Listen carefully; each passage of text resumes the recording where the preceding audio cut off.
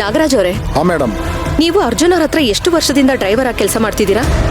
ಬರೋ ದೀಪಾವಳಿಗೆ 4 ವರ್ಷ ಆಗುತ್ತೆ ಮೇಡಮ್. ನೀವ್ ಹೇಳಿ, ನೀವು ನಿಮ್ ಸರ್ನ ತುಂಬಾ ಹತ್ರದಿಂದ ನೋಡಿದೀರಾ ಅಲ್ವಾ? ಅವ್ರ ನಡವಳಿಕೆ ಸ್ವಭಾವ ಹೇಗಿದೆ? ಎಸ್ಪೆಷಲಿ ಲೇಡಿ ಸ್ಟಾಫ್ ಜೊತೆ ತುಂಬ ಗೌರವದಿಂದನೇ ನಡ್ಕೊತಾರೆ ಮೇಡಮ್. ಓ ಹೌದಾ? ಅವ್ರ ಜೊತೆ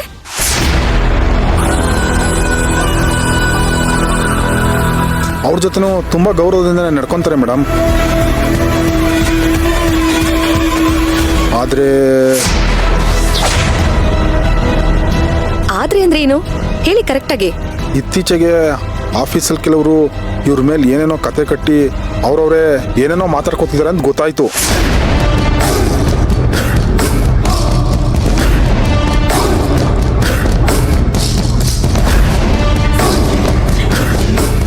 ನಾನು ನಂಬಿರಲಿಲ್ಲ.